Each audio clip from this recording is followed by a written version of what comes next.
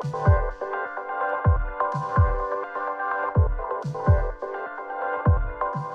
hola, muy buenos días. Mi nombre es Gregory Prada. Bienvenidos a su programa de gerencia y liderazgo a través de la Mía FM, el emisor radio y televisión.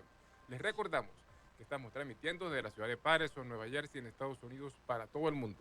Pueden descargar nuestra aplicación de la Mía FM para sus teléfonos Android y iPhone. También pueden seguirnos en nuestra cuenta de Instagram, Gprada de Voice, y en nuestro canal de YouTube de Gerencia y Liderazgo. Ya hoy de nuevo, como todos los domingos, empezamos a navegar por este fascinante y fabuloso mundo de la gerencia y del liderazgo con otra historia de vida más. Pero por supuesto, antes un saludo a toda la gente que nos ve y que nos escucha alrededor del mundo. Como siempre, mi querido amigo Doménico Laverde desde Mérida, Venezuela, mi querida Linda de Ambrosio y Marisol Morales desde Madrid, España, el hombre fuerte del arte, Leonardo Hernández desde Barcelona, España, mi querido amigo conferencista Axael Angulo desde Santiago de Chile, mi querido profesor también, Fidel Nava, que sé que está viéndonos desde Ecuador, mucho éxito como director técnico de este equipo del fútbol ecuatoriano de la segunda división, mi querida Raibel Herrera, que sé que está viéndolo desde Houston, Texas, y a toda la gente que nos ve y que nos escucha alrededor del mundo, pues bueno, bienvenidos. Ya hoy, de nuevo, otra historia de vida más de una persona exitosa para que nos cuente cómo ha logrado el éxito, pero por supuesto este éxito, como yo siempre lo digo, conlleva muchos fracasos, muchos errores, pero siempre hay que seguir adelante. Ya está con nosotros, desde Bucaramanga, Colombia, Marco Lezama. Hola Marco, ¿cómo estás? Hola, mi querido Gregory, ¿cómo va todo? Qué gusto saludarte. Bueno, Marco, de verdad que para nosotros, para mí, para toda la gente de la Mía FM, pues es un orgullo que alguien como tú esté hoy conectado con nosotros, un hombre que es emprendedor, pero primero luchador, un hombre que nunca se rinde y que sé que, bueno, estuve viéndote hace unos minutos y estabas como a las 2 de la mañana trabajando y aquí estás de nuevo. Así que bueno, Marco, bienvenido. ¿Cómo estás? Pues muy feliz de estar aquí contigo.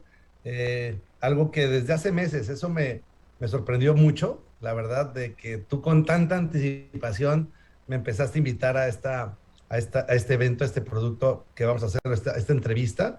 Y eso me gustó mucho, Gregory, la verdad, porque cuando yo veo que alguien planifica, cuando alguien estructura, me da mucha alegría, porque creo que es alguien que va por buen camino. Entonces estoy muy contento, estoy muy agradecido con Dios por todas las cosas que están pasando y bueno, aquí contento para compartir contigo y con tu audiencia algo que genere valor para la gente. Bueno, Marco, empezaste con lo que yo sé que tú siempre nombras primero, Dios. Tu prioridad es agradar a Dios, pero ¿cómo lo haces? Bienvenido. Bueno, la verdad es muy difícil, ¿no? A veces uno cree que es simple, pero ¿qué hago? Trato de hacer las cosas bien, trato de que todas las cosas siempre generen bienestar para alguien. A veces no es para mí, a veces puede ser para mi esposa, a veces puede ser para mis hijas, pero trato de que los resultados siempre sean... La pregunta que siempre me hago es, si estuviera Jesús aquí al lado, ¿qué me diría, no? ¿Le hubiera gustado? ¿Me hubiera hecho bien puñito? ¿Me hubiera hecho algo así? Dice, sí, es lo que trato. Sé que me equivoco demasiado. Tengo que ser franco contigo. Cometo más errores que aciertos, pero los errores me ayudan a aprender y me ayudan a ir siendo cada vez una mejor persona. Eso es lo que trato de ser y eso es así de simple, ¿no? Bueno, Marcos, así es. Eres un hombre de las redes, un gran comunicador, emprendedor, pero cuéntanos para toda la gente que nos ve y que nos escucha, Marcos Lezama, el hombre, ¿de dónde vienes? ¿Dónde naces? Háblanos un poco sobre tu vida personal. Bueno, a ver, voy a ser un poco concreto, pero tengo que profundizar. Bueno, Ok. soy de México, soy como decimos en México, más chilango que la torta de tamal. Eh, Amo mi Ciudad de México, me encanta el DF, que para el DF ahora es Ciudad de México. Nací allá, estuve en México hasta los 23 años, que fue cuando viajé, pero bueno, nací en una familia muy particular, es algo interesante porque mi papá era un instructor de karate, entonces la disciplina, la constancia, la perseverancia, el orden, el respeto, era como el día a día, ¿no? Era el pan de todos los días. Nosotros tenemos que cumplir una serie de requisitos para acceder a beneficios. Por ejemplo, tender la cama antes de salir de tu cuarto, Excelente. eh, aprenderte un versículo bíblico todos los días para poder comer, ¿no? Era algo así. Muy bien. Eso es curioso y voy a decirte algo. La verdad, no hacía trampa, pero entre mi creatividad siempre buscaba los versículos más cortos, Ok. ¿no?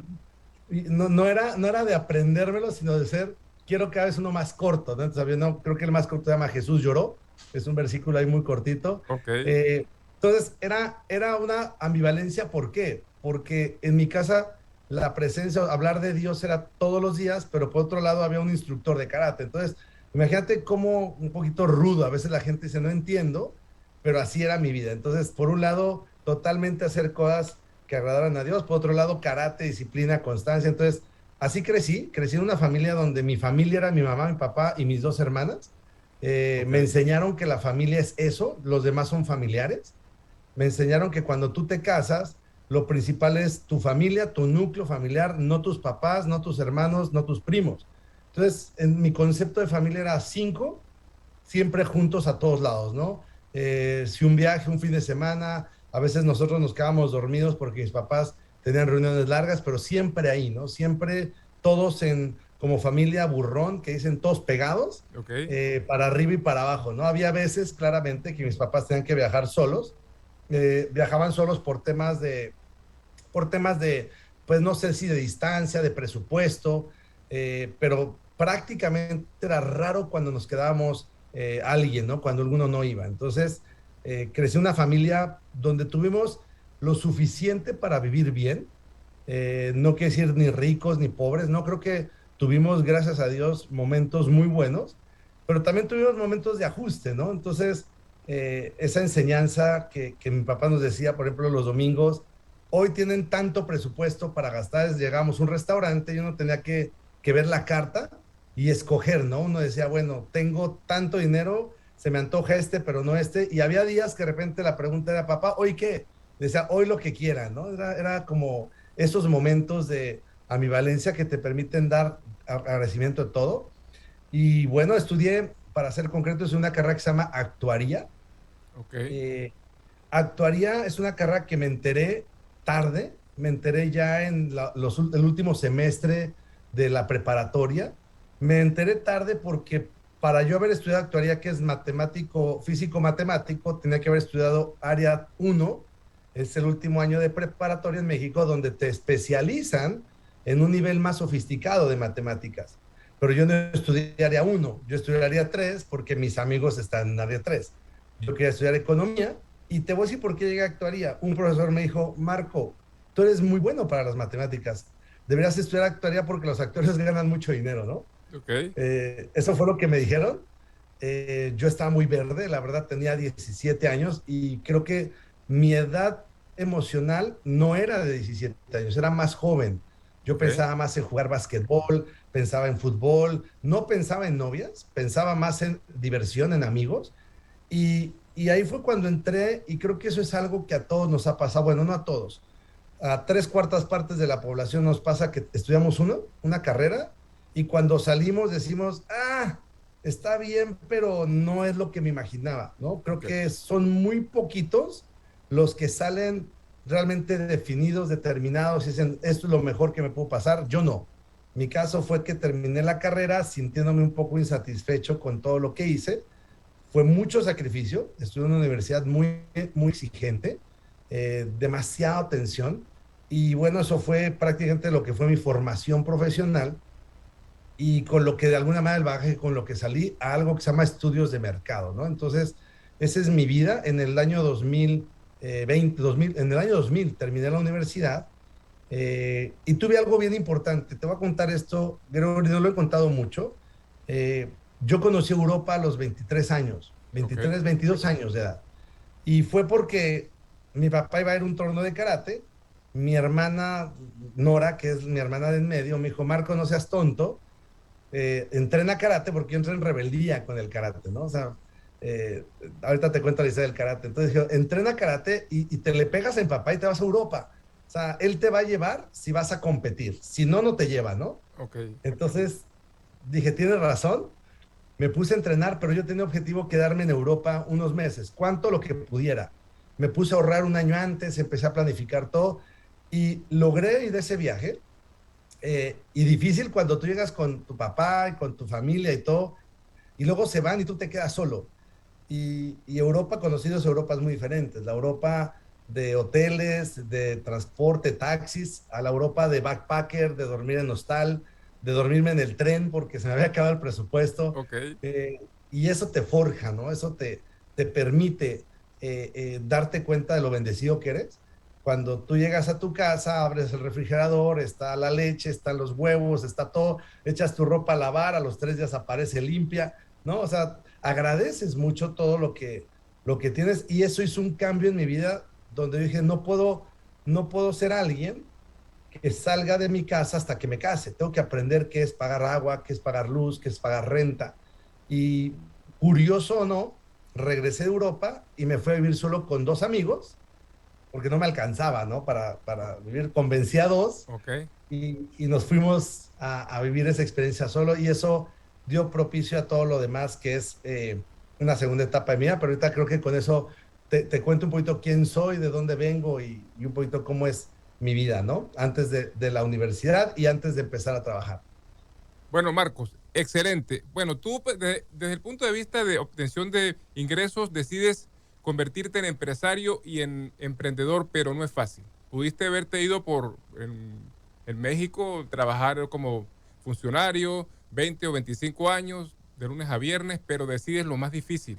Porque la gente cuando ve a los empresarios y a los emprendedores que ya tienen éxito, no, pero es que él tiene éxito, pero lo que ha pasado detrás, ¿sí? Siempre hay personas que nadie ve, te ven a ti, pero no ven la persona que te ayuda. Yo sin este señor que está aquí al lado, Joseito, el hombre, el técnico que está aquí, que nadie ve, yo no pudiera estar aquí muchas veces, porque hay cosas que nadie sabe, que uno maneja, pero que siempre tú tienes a alguien que vamos, sí puedes, vamos, y tú tienes esa mano amiga. ¿Por qué decides, Marco, irte por el camino más difícil, empresario y emprendedor? ¿Y cómo has logrado encontrar esas personas que te han dado la mano durante este largo camino?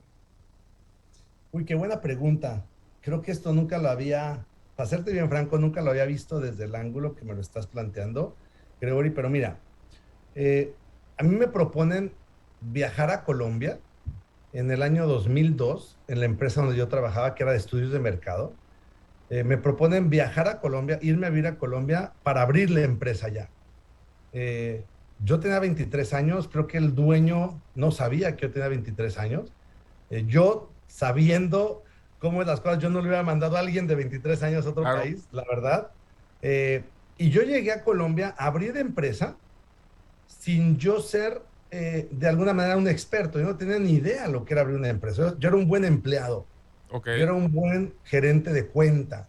Yo era alguien que siempre he pensado eso, siempre tratar de servir a los demás. Entonces, la gente, las cuentas que yo llevaba eran cuentas que crecían, que los clientes me pasaban, los clientes problemáticos, y de ser un cliente a punto de irse, terminaba volviendo a ser el cliente número 2 o el número 3 de la empresa. Entonces, creo que eso era lo que ellos vieron. Eh, y yo llegué a Colombia, la verdad, siendo un imberbe, ¿no? O sea, no tenía ni idea qué era. Aprendí, gracias a Dios, con el dinero de alguien más, Ok. porque a mí me enseñaron que debo cuidar más lo que me entregan a mí que lo que es mío. Es como ser responsable. Entonces yo era demasiado estricto con todo, con el dinero, con el presupuesto, apretaba al máximo todo. Y la verdad, ahí nació algo muy interesante. Yo me volví emprendedor sin yo saber que me estaba volviendo emprendedor. Ok. ¿Sí? Yo para mí seguía trabajando, seguía haciendo lo mismo, pero pues yo tenía 23 años y entonces llegué a un país nuevo, que era Colombia, y yo tuve que aprender a verme como la gente que eran mis clientes. En ese momento, trabajamos con Nestlé, con Coca-Cola, con Bavaria, entonces yo de 23 años tenía que comprarme corbatas de esas sofisticadas, caras, trajes a la medida, todo para aparentar como lo que era mi par, que era el presidente de Nestlé, el presidente de Coca-Cola. Yo tenía que ser una figura ahí. Ok. Y ahí estuve aprendiendo, abriendo estudios de mercado y tuve un mentor. Ese sí es clave. Tuve un primer mentor que era Marcelo. Marcelo fue era el jefe, el dueño de la empresa en México, pero cuando yo llegué a Colombia, se volvió mi líder, ¿no? Mi mentor en ese sentido. Entonces, hablaba mucho con él me daba mucho feedback, eso sí, me daba mucha retroalimentación. Y creo que ese es un punto importante, ¿no? La presencia de alguien que te pueda medio meterte al camino, ¿no? Que te permita no perder piso, sobre todo ¿por qué? Porque cuando tú emprendes y te va bien, crees que eres lo máximo, ¿no? Crees que tú eres el jonronero más grande del mundo y que es como el primer batazo que tú pegas cuando te paras ahí en el diamante y Así es. jonrón y dices, no, pues soy jonronero, ¿no? O sea, ese es como Así es, sí. la realidad, ¿no? Sí, sí. Entonces, fue así, duré 10 años ahí, pero cambió algo en mi vida.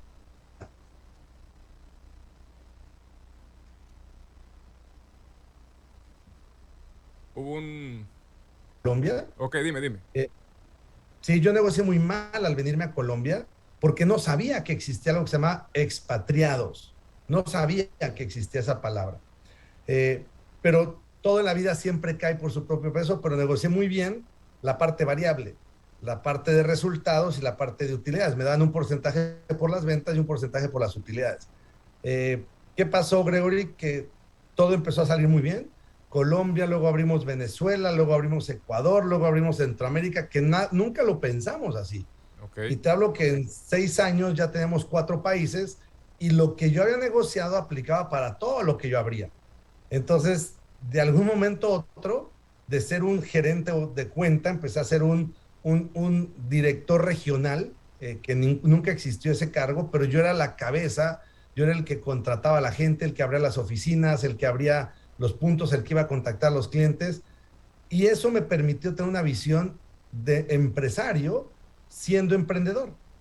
Ya ok. aprendí a ser empresario siendo emprendedor con muchísimos errores, claramente por esa inexperiencia, pero sí apoyado por alguien que era Marcelo, y ahí fue donde empezó un poco el tema, y ahí me volví gerente general, ¿no? Era gerente general de la empresa que yo dirigía, no tenía jefe, no tenía junta directiva, pero sí tenía respeto por la persona que me había puesto ahí, y creo que eso viene del karate, ahí es donde digo, los fundamentos que tuve, es muy difícil, a veces la gente no me entendía, eh, tener un papá que era el instructor, ¿no? O sea, el sensei era mi papá, entonces la gente a veces decía, es que él es el hijo, pero a mi hermana y a mí nos exigía más, o sea, mi papá nos decía, ustedes tienen que dar más porque ustedes son mis hijos, o sea, no puedo Claro. tratarlos igual, los tengo que tratar más exigentes. Entonces, eso sí es un fundamento que sembraron en mi corazón, y entonces fue esa la razón de nacer. Así fue como empezó todo.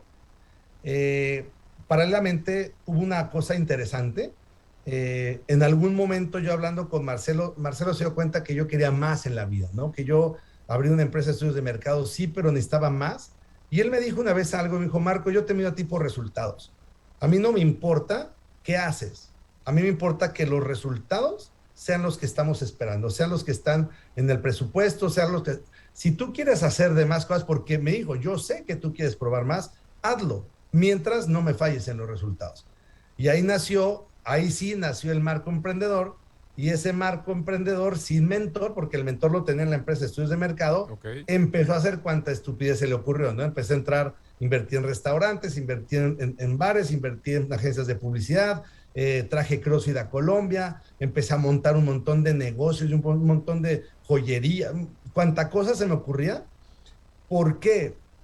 Porque me empecé a sentir lo que era, que no era. Me empecé a sentir que yo era exitoso en todo, y perdí esa orientación de saber decir no a muchas cosas. Entonces, de ahí es donde viene, para hacer el cuento un poco más corto, salgo de estudios de mercado, paso a una empresa que se llama Steren, es una tienda de electrónica, traemos la representación a Colombia, ok, vuelvo a ser gerente general, soy socio de la empresa, estoy 5 años ahí, y luego paso a otra empresa que se llama Via Lab y Guru Show, que eran las empresas con Jürgen Klarich. ok. Él era competencia mía, que fue desde estudios de mercado, nos hicimos muy amigos, paso a ser gerente general, y fue el 2018, un año donde cambió mucho mi vida. Ahorita te voy a contar por qué.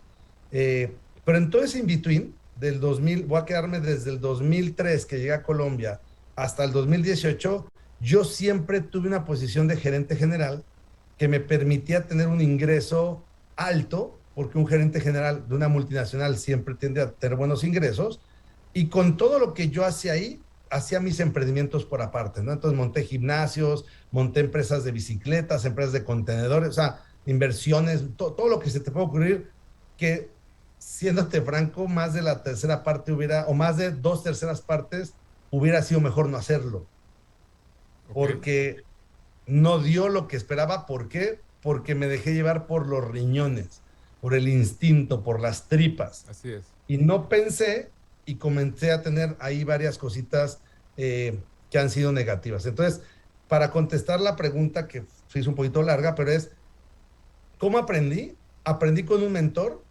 que me enseñó que un negocio tiene que tener un modelo de negocio, que tiene que tener una planeación de ingresos, gastos, utilidades.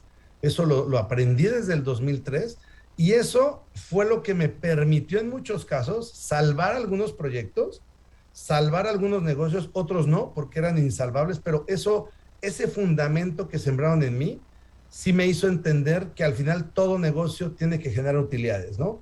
Todo negocio tiene que dar un resultado y así fue como nació esa figura de empresario, emprendedor, que me permitió tener un poquito de experiencia para estar en este momento donde estoy. Bueno, Marco, como ese gran comunicador que eres, ¿cuál es el mensaje central que tú siempre quieres transmitir en tus conferencias? Que sé que viajas mucho y estás siempre en acción. Yo creo que el mensaje es uno, como tú lo dijiste, es generar valor. ¿Cómo te puedo generar valor? ¿Cómo todos podemos generarle valor a los demás? Con una condición, que lo que generes valor sea grato para Dios, ¿no? Creo que eso es así de simple. Entonces, mi mensaje está, ¿cómo te puedo ayudar a ti? ¿Cómo puedo ser una pieza que terminando esta reunión o esta entrevista, la gente que está viendo diga, aprendí algo, me llevo algo, o sea, ¿cómo te sumo? Exacto, Cuando no tengo nada para sumar, digo, pues mejor váyanse, o sea, no les quiero hacer perder lo más caro que existe en este mundo que se llama tiempo. así es. Entonces, ese es mi objetivo, siempre generar valor, no guardarme nada, sino entregar todo lo que puedo tener a mis manos para dárselos, ¿no? Bueno, como experto en negocios exitosos que eres, ¿cómo crear, Marco, y mantener en el tiempo un negocio realmente exitoso? Yo creo que la respuesta es una sola. Dedícate a hacer lo que te apasiona, lo que amas, lo que de alguna manera estás dispuesto a hacer, aunque no te cueste o aunque te cueste dinero. O sea, aunque no te dé, sino aunque te cueste. Es decir, tu predominancia, tu propósito de vida. Creo que esa es la verdadera Importante. razón, Sí, sí. que todo lo demás es pasajero. Cuando tú emprendes, haces un negocio por dinero, te tengo una mala noticia. En algún momento, tarde o temprano, vas a pasar por el famoso Valle de la Muerte. Y cuando en el Valle de la Muerte ya no solo ves dinero, sino que te toca sacar dinero y sacrificar dinero, si vas por dinero automáticamente abandonas porque perdió el objetivo. Así Pero es. cuando tú estás en algo que te viene desde adentro, que es algo que tiene que ver con tu propósito de vida, eh, aunque te vaya mal, te vas a divertir. Entonces, estás dispuesto a dejarlo todo por seguir con algo que a ti realmente es lo que te mueve, es prácticamente lo que estás hecho, ¿no? Entonces, ese es el secreto para hacer un negocio que realmente sea considerado exitoso, ¿no? Ok, Marco. Marco, ¿cómo defines la innovación? Bueno, eh, voy a decir algo que no le va a gustar a la gente, pero yo creo que la verdadera innovación, la que es disruptiva, la que cambia categorías y cambia hábitos, no nos corresponde a nosotros los mortales hacerlo. Hablo mortales, es decir, personas, y no quiero hablar empresas medianas, grandes, sino la innovación tan disruptiva, tenemos que dejárselo a los grandes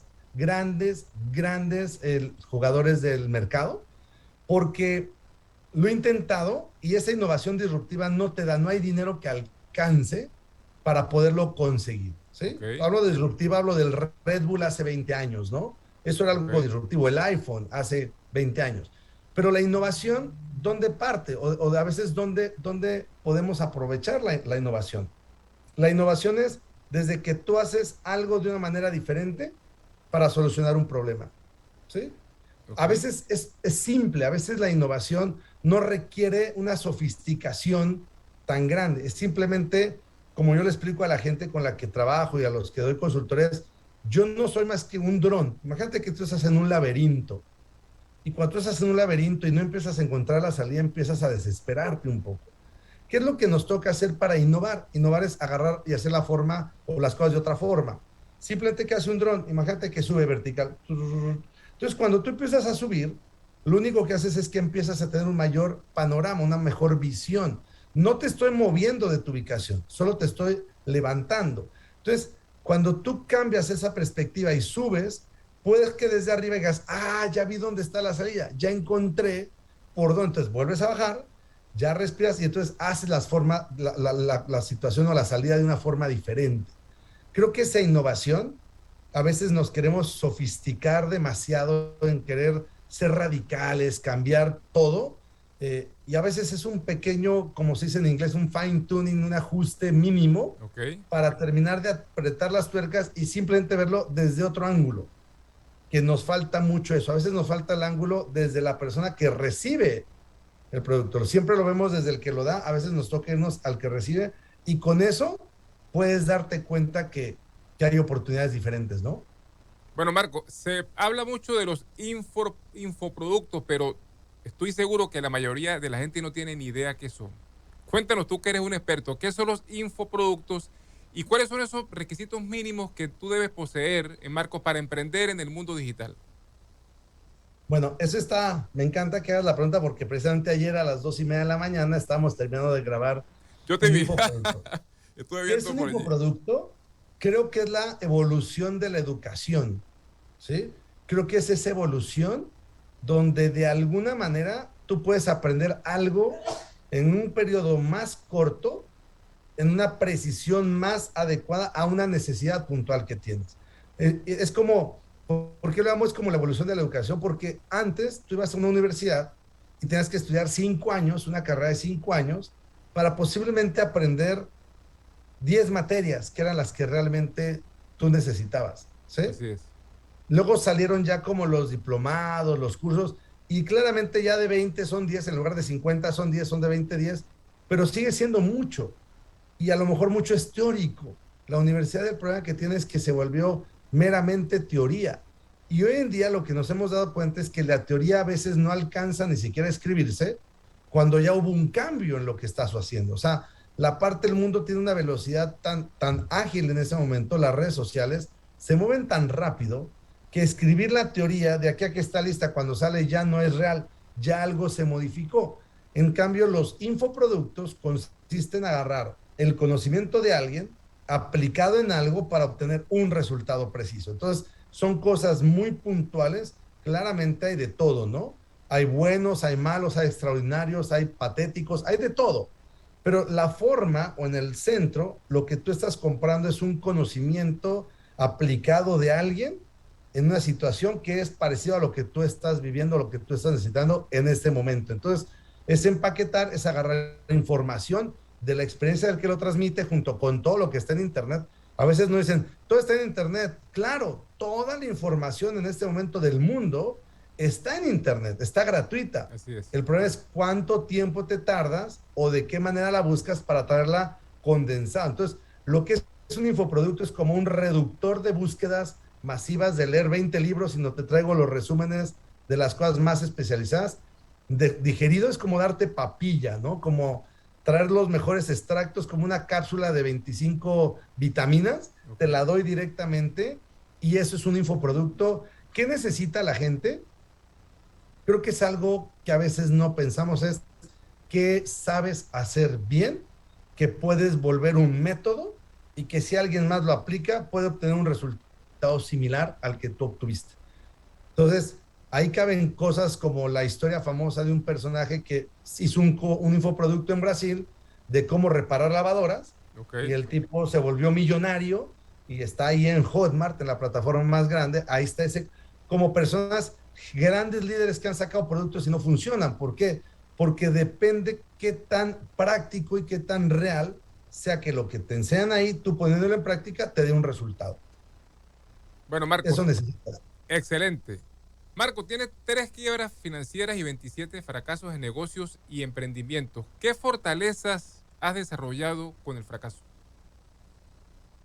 Bueno, la primera se llama saber decir no, aprender a decir no. Y Y yo soy alguien que me encanta estar en todas, ¿no? O sea, mi naturaleza es, estoy hablando acá y estoy con la oreja parada acá y de esos que te invitan a 3 fiestas y quiero ir a las 3, ya aprendí a decir no.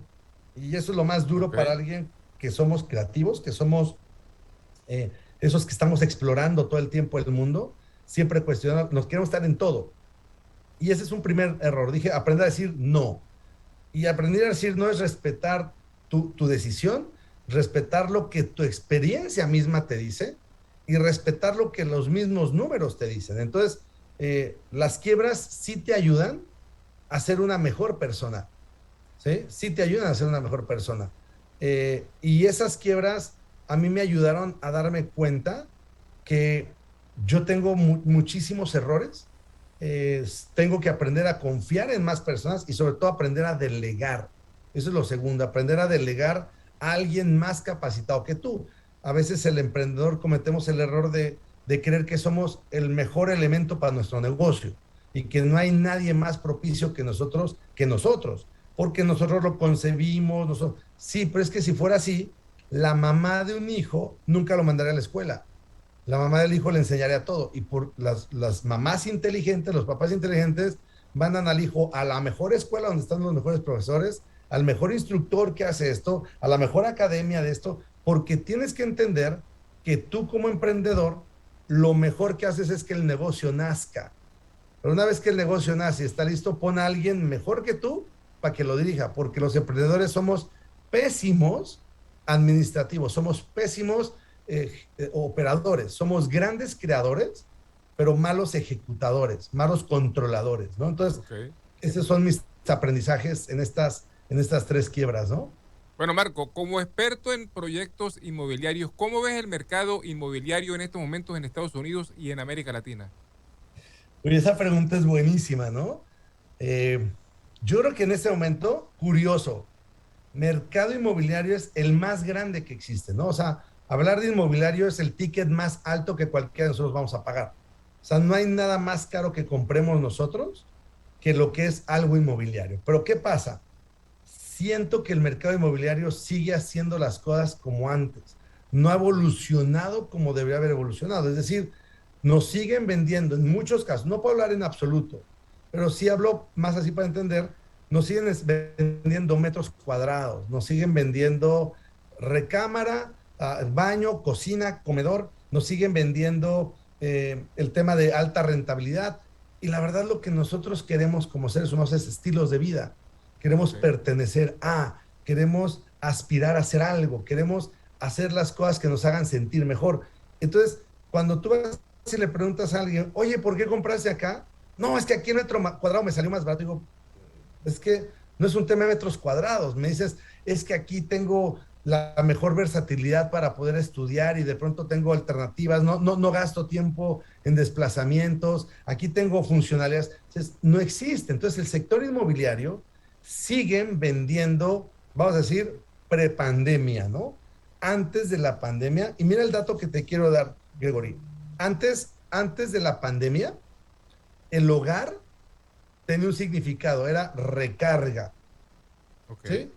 Normalmente, si piensas antes de la pandemia, nosotros llegábamos a la casa a dormir, a cargar el celular, dormíamos nosotros, nos bañábamos, si bien desayunábamos y salíamos y volvíamos en la noche a hacer la misma, es decir, era una zona de recarga, tanto tuya como de tus appliances, ¿no? Ok. El iPad, el iPhone, la batería de respaldo, Así es. la computadora, todo el mundo llegaba a conectarse, ¿no? Nosotros nos conectamos en la cama, los demás zapatos en la energía.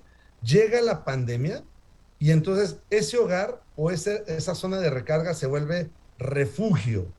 La pandemia le cambió el significado al hogar y lo volvió un refugio. Entonces, tú llegabas cuando tenías que salir a comprar algo, tenías que salir a comprar algo al súper, lo que sea, llegabas corriendo a tu casa a desinfectar toda la comida, hacer todo el asunto, quitarte los zapatos y decir, ah, ya, llegué a un lugar seguro, ¿no? Espero no haberme contaminado. O sea, yo sé que fue radical en algún momento, pero eso se volvió refugio.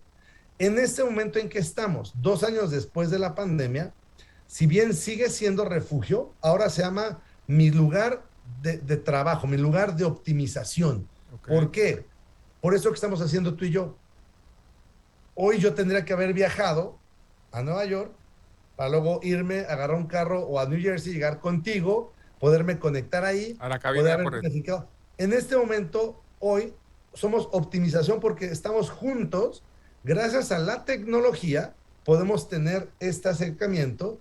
Estoy seguro que cuando nos conozcamos en persona, nos vamos a saludar como si ya éramos amigos de hace mucho Es tiempo. verdad, sí es. Esto nos acercó y ¿sabes qué perdimos o qué ahorramos? Mucho tiempo. El hogar hoy es un optimizador de tiempo, porque en tu casa puedes hacer prácticamente todo lo que quieras. Algunas cosas no, pero ya hay un 80% que se puede hacer y un 20% no. Entonces, ¿qué ha pasado en el hogar? En el hogar no han terminado de inventar algo que te permita que tu hogar sea flexible, ¿sí? Es un concepto un poco raro, de pronto la gente no me lo va a entender, pero es, tú no necesitas una cama cuando estás cocinando. Tú no necesitas un baño cuando estás conectado a Zoom. Tú no necesitas una cocina cuando estás durmiendo. Entonces, si no pensamos cómo mi espacio se transforma a mis necesidades, es imposible trabajar en el escritorio de tu casa. Es imposible. Claro, Es claro. imposible que dos personas en un apartamento pequeño, dos personas se puedan bañar al tiempo y llegar al mismo tiempo, entonces uno se tiene que levantar antes y el otro después para ocupar la ducha. Entonces, son cosas que no terminan de pasar. Hoy el hogar es tu centro de operación. Si hoy se volvió tu va a ser, no es refugio, sino el multiespacio, es como el metaverso.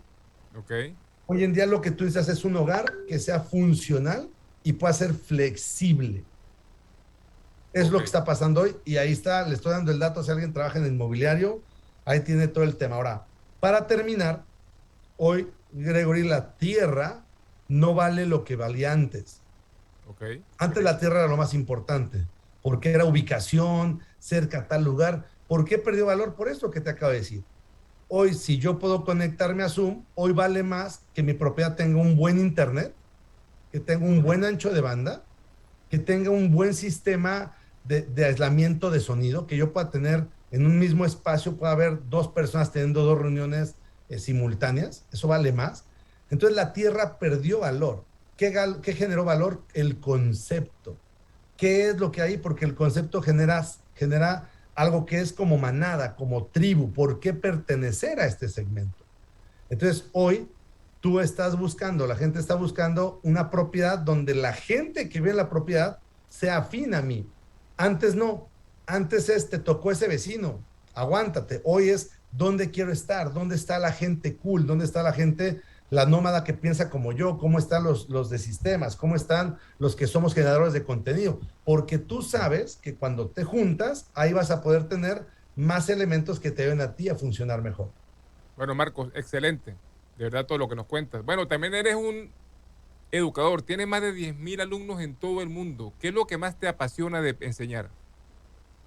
Eh, yo creo que lo que más te apasiona, y eso es una cosa que tengo que confesar, yo aprendí por una metodología que se llama el cono del aprendizaje, que si tú lees algo, en 2 semanas retienes el 10%.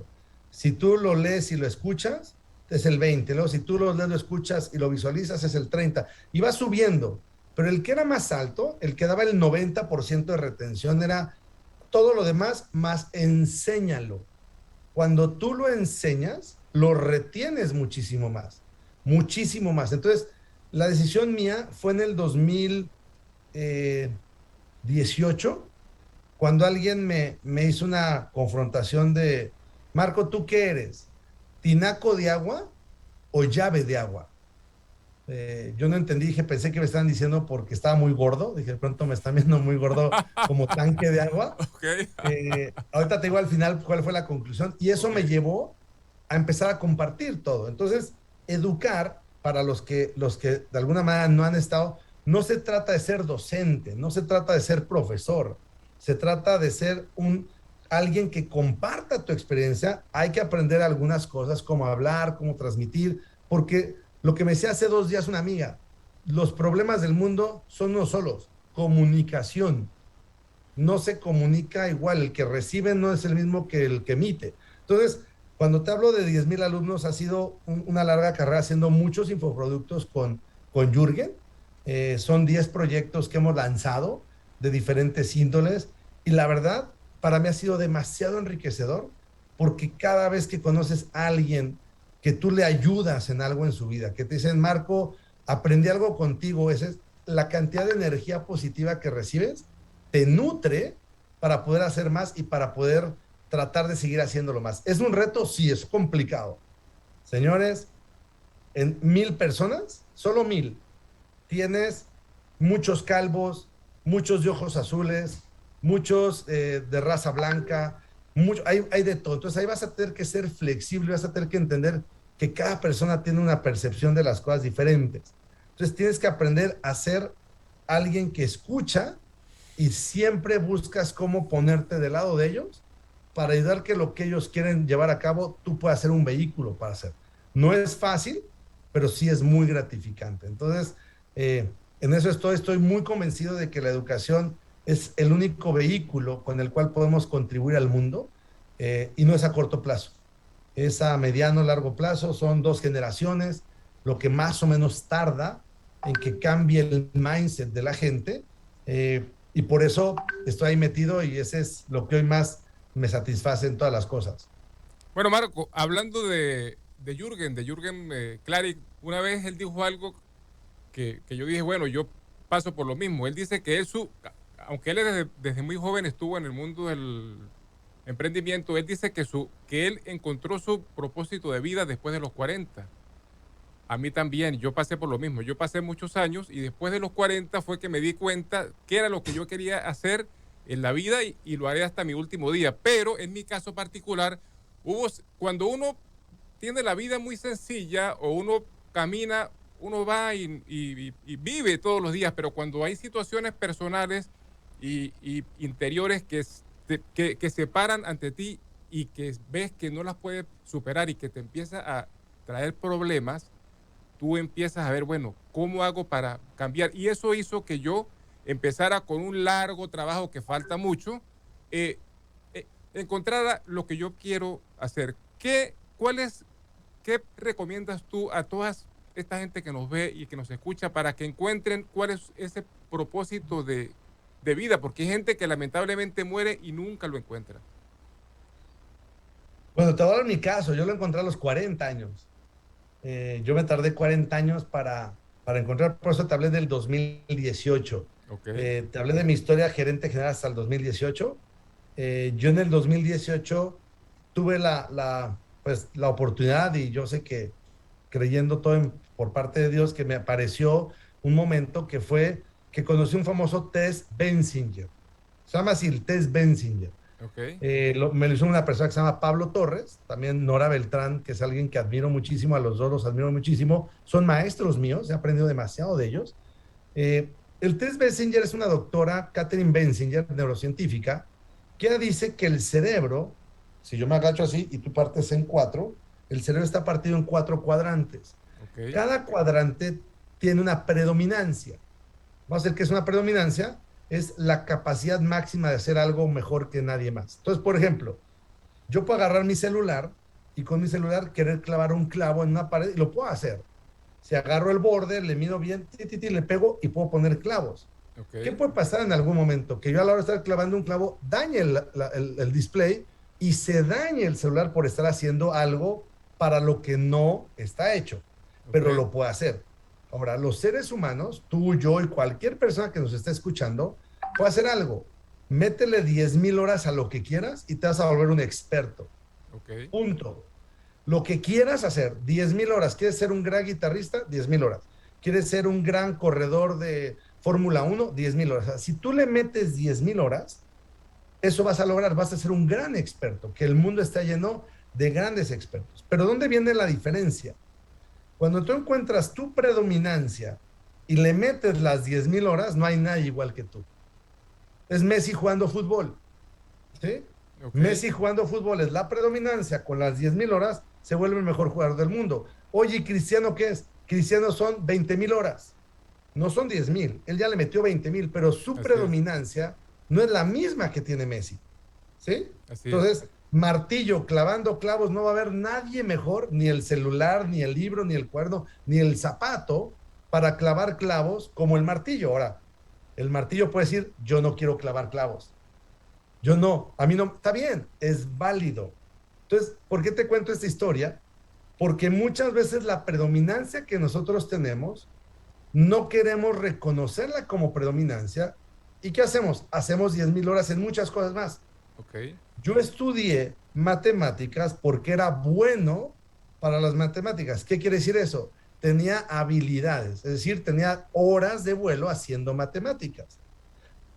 Mi predominancia está más en solucionar problemas, ¿sí? Entonces, Ok. para mí, solucionar problemas es como el reto, es como el Tetris. Yo amaba el Tetris, ¿no? A mí, Tetris, cómo ubicar las cosas, era un tema cómo hacerlo. Cuando alguien Ok. me pide una consultoría, para mí es qué problema tienes para ver cómo hago el reto para resolverlo. Entonces, el propósito de vida se logra cuando tú logras entender tu predominancia, logras primar tu predominancia y te determinas a ejecutar tu predominancia. ¿Sí? Correcto. Excelente. Aquí hay una metodología muy famosa que se llama Ikigai, que es una filosofía japonesa que combina 4 cosas. Para mí eso lo puedes hacer después de que encuentras tu predominancia y la implicas. ¿Qué es lo mejor que sabes hacer? ¿Qué es lo que la gente paga por ti? ¿Qué es lo que a ti te gusta? Y luego, ya cuando tienes esas intersecciones de esos 3 círculos, tienes tu predominancia. Cuando le agregas qué es lo que el mundo necesita de mí, automáticamente ahí encuentras tu propósito de vida. Tu propósito de vida no es de qué vives, es qué le vas a dar tú al mundo.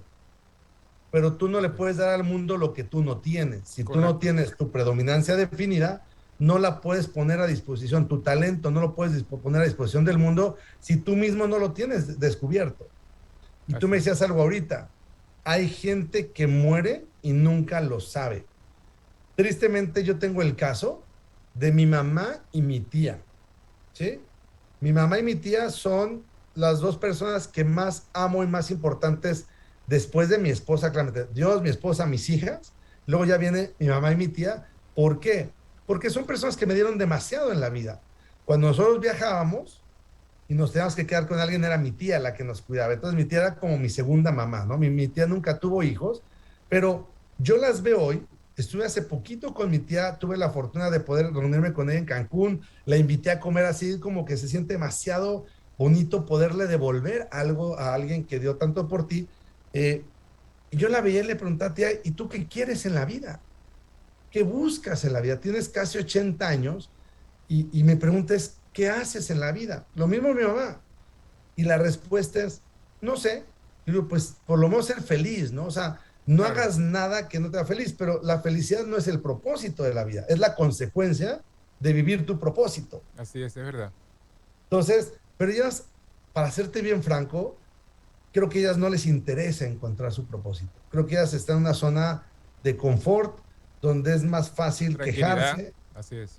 es más fácil volverse víctimas, es más fácil hacer que todo esté en contra de ellas, que ellas al final de cuentas ya no pueden porque son mayores de edad. Y yo las amo como son, yo las respeto, no comparto su filosofía, pero es que tampoco puedes obligar a que alguien busque algo que no quiere encontrar. Entonces, eh, ese esquema, esa diferencia, no es encontrar el propósito, es querer encontrar. Eso es verdad. Creo, difícil, Gregory, que antes de los 40 podemos estar listos.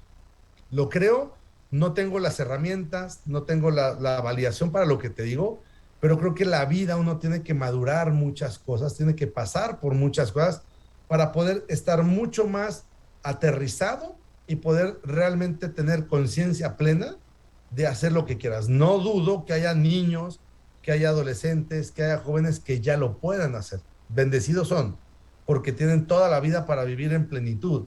Pero creo que en mi caso, como un poco más común a los demás, creo que la vida misma te lo presenta y te da la oportunidad de hacerlo cuando estás listo para poder desarrollarlo, ¿no? Bueno, Marco, excelente. Ya nos quedan 2 minutos, lamentablemente. Tus redes sociales para toda la gente que te quieran seguir, contactar, cuéntanos. 2 minutos porque Bueno, nos muy vamos. fácil. ¿Ok? Eh, Hoy la que más uso se llama TikTok, ¿Ok? porque estoy como engomado con TikTok, estoy creciendo mucho en TikTok. marco.lezama, con Z, todo junto. Y en Instagram, Facebook y YouTube y todas las demás, Marco Lezama de corrido. Marco Lezama con Z, ahí me pueden encontrar. Me pueden escribir, me comprometo a responderle a todos, no en el momento que me escriben, pero sí me comprometo a darles una respuesta. Y bueno, ahí estoy disponible, espero haberles podido generar valor. Gregory, muchísimas gracias por la invitación, gracias por este espacio tan divertido, la verdad, y gracias por tu tiempo, ¿no? Bueno, Marco, excelente. En 30 segundos, Marco, un mensaje final. ¿Qué le dirías a toda la gente que nos ve y que nos escucha y que nos seguirá viendo y escuchando en el canal de YouTube? ¿Qué le dirías para que luchen por sus sueños y lo más importante, que nunca se rindan? Bueno, lo primero, señores, pongan a Dios adelante y van a ver que todas las puertas se van abriendo mucho más fácil. No, no es la meta, no es a dónde vas, lo importante es cómo llegas. Es el camino más divertido. No es a dónde vas, sino cómo lo haces. Hagan lo que les llene de la vida, lo que les saque sonrisa, lo que les genere desvelarse, lo que les genere pasar las horas que sea sin el dinero, y enfóquense ahí que la verdad el dinero va a ser consecuencia de hacer las cosas que mejor saben hacer. Creo que ese es el mensaje que les puedo dar. Sírvanle a los demás y bueno, a disfrutar lo que Dios nos da todos los días, que es la vida, ¿no? Bueno, Marco, muchísimas gracias, hermano, de verdad. Bendiciones, sigue con ese ímpetu y esa fuerza que te caracteriza y espero vernos pronto, conocernos. Un abrazo. Claro que sí. Ahí estaremos, apenas vaya para allá, te avisaré. Y bueno, muchísimas gracias por el tiempo. Gracias a todo tu equipo que está atrás y excelente día. Muchas gracias por la invitación. Bueno, hermanito, bendiciones, éxitos. Y a toda la Gracias. gente que nos vio y que nos escuchó en Estados Unidos y todo el mundo, mi querida Marisol Morales, mi querida Linda de Ambrosio, Doménico Laverde, que siempre está allí con nosotros, pendiente, y toda la gente que siempre nos sigue en nuestro programa en vivo a través de nuestro Instagram de Geprada The Voice, a través de las aplicaciones de la radio, de la Mía FM, y que nos seguirá viendo en nuestro canal de YouTube de Gerencia y Liderazgo. Les recordamos que nos vemos el próximo domingo de 11 a 12 de la mañana, hora de Nueva York, por esta, la Mía FM, el emisorón radio y televisión. Y recuerden, lo más importante, nunca se rindan. Bye bye, chao.